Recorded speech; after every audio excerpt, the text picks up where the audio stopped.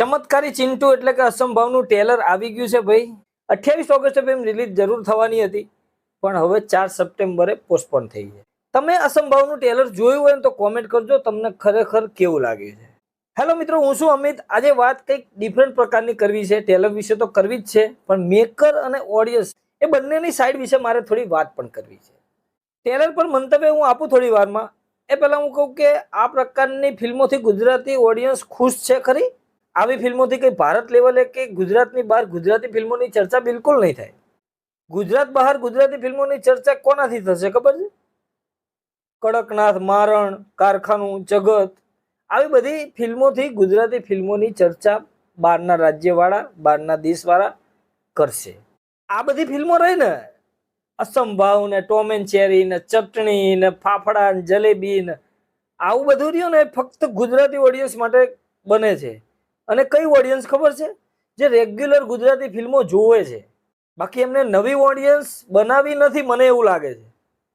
નવી ઓડિયન્સ બનાવવા માટે એવી ફિલ્મોની રજૂઆત લઈને આવવું જોઈએ કે ભાઈ એકદમ હટકે કોન્સેપ્ટ હોય, ડિફરન્ટ હોય, કોઈએ ના બનાવ્યું હોય, ક્યાંથી કોઈ રેફરન્સ ના શોધી શકો, એ પ્રકારની ફિલ્મો હોવી જોઈએ. ડિફરન્ટ કોન્સેપ્ટ ઉપર ફિલ્મો આવી છે, પણ એ પ્રોપર તરીકેથી બની નથી. સ્ક્રીન પ્લેમાં લોચા હોય, સ્ટોરીમાં કઈ અલગ જોનરમાં જતા રહ્યા હોય. ધરપકડ આવી જ ને, 2 રૂપિયો આવી, ધરપકડ આવી, રંગા આવી, આવી ઘણી ફિલ્મો આવી છે.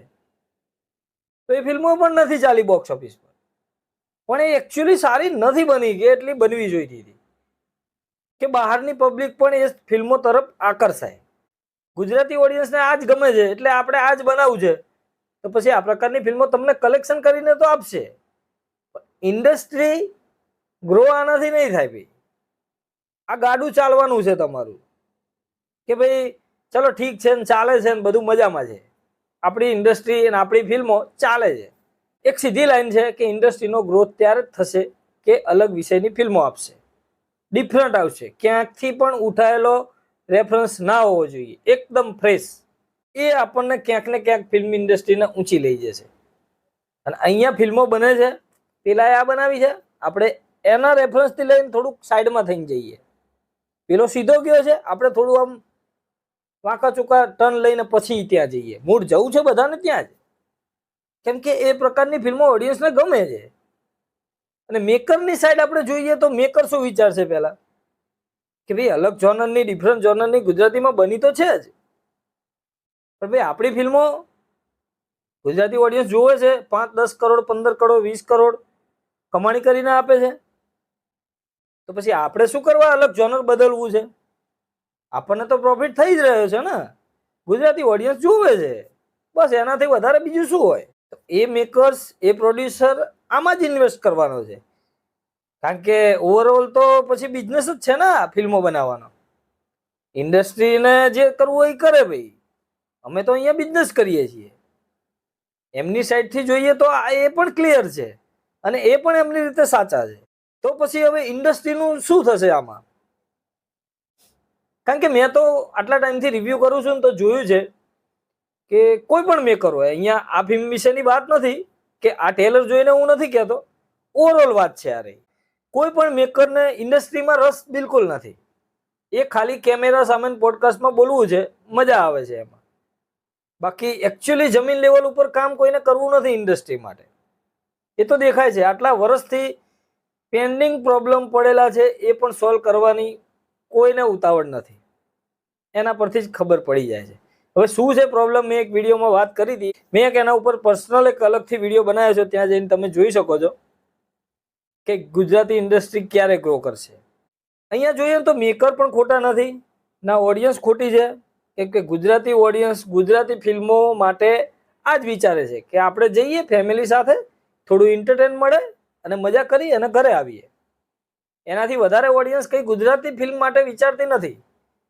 અમારા જેવા લોકો છે યાર કે આવું કંઈક વિચારે છે કે ગુજરાતી ઇન્ડસ્ટ્રીની ફિલ્મો નેશનલ લેવલે જાય ને આમ બધાની વાહ વાહ થઈ જાય ગુજરાતી ઇન્ડસ્ટ્રીની. છે અમારા જેવા બીજા ઘણા મિત્રો જે આવું વિચારે છે એકચ્યુઅલી કે ગ્રોથ ઇન્ડસ્ટ્રીનો થવો જોઈએ, કોઈ એક વ્યક્તિ કે એક સ્ટારનો નહીં.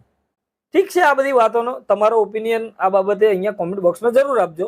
ટેલરની વાત કરું ને તો ટેલર જોતા બિલકુલ મને ખરાબ નથી લાગ્યું. એટલે મેં આ ટેલર ખરાબ લાગ્યું એટલા માટે કીધું એવું નથી, બિલકુલ ખરાબ નથી લાગ્યું. ગુજરાતી ઓડિયન્સ જે પ્રકારની વસ્તુ જોવે છે ને એ બધી જ વસ્તુ આ ટેલર આપી જાય છે, એમાં કઈ જ વસ્તુ ખરાબ નથી.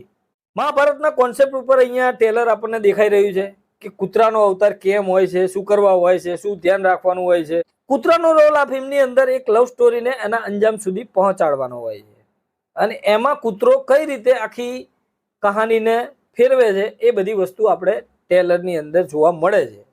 મિત્ર ગઢવીનો રોલ અહીંયા કૂતરાના અવતારમાં છે, મતલબ કૂતરામાંથી માણસ બની જાય છે. ચમત્કારિક કૂતરો છે અહીંયા ચિંટુ. આખી ફિલ્મનો મદાર હવે આ ચિંટુ ઉપર છે, એટલે કે કૂતરા ઉપર છે, અને મિત્ર ગઢવી એ જે ચિંટુ તરીકે. ઓલમોસ્ટ આપણને બધી જ કહાની સમજાઈ જાય છે કે શું હશે ફિલ્મની અંદર, એટલે વધારે અહીંયા વાત નથી કરવી. પણ જે વિઝ્યુઅલ ને બધું દેખાય છે બધી જ વસ્તુ આપણને સારી લાગે છે. મ્યુઝિક સારું છે, બીજીએમ સારું છે, એમાં કંઈ ખરાબ છે એવું હું નથી કહેતો. પણ આ કોન્સેપ્ટ જોઈને મને કંઈક ને કંઈક વસ્તુ યાદ આવી ગઈ. ફક્ત પુરુષો માટે એમની જ ફિલ્મ છે ને, એમાં પણ કંઈક આ રીતનું હતું. એમાં બાપુજી સેટિંગ તોડાવવા માંગતા હતા, અહીંયા આ ચિંટુ જોડાવા માંગે છે.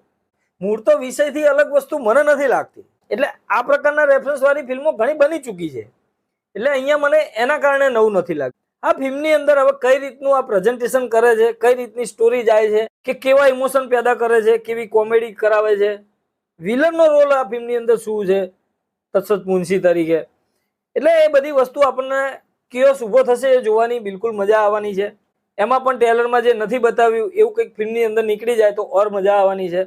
એટલે ફિલ્મ નિરાશ બિલકુલ નથી કરવાની. ગુજરાતી ઓડિયન્સને તો ચોક્કસ ગમવાની છે. તમને ટેલર કેવું લાગ્યું એ કોમેન્ટ બોક્સમાં જરૂરથી કહેજો. અને આજે મેં વાત કરી એ વિશે તમારું શું મંતવ્ય છે એ પણ જરૂર કોમેન્ટ કરજો. ફિલ્મ રિલીઝ થવાની છે 4 સપ્ટેમ્બરે. મળીએ મિત્રો નેક્સ્ટ વિડીયોની અંદર નવી ફિલ્મો સાથે. Cinema show.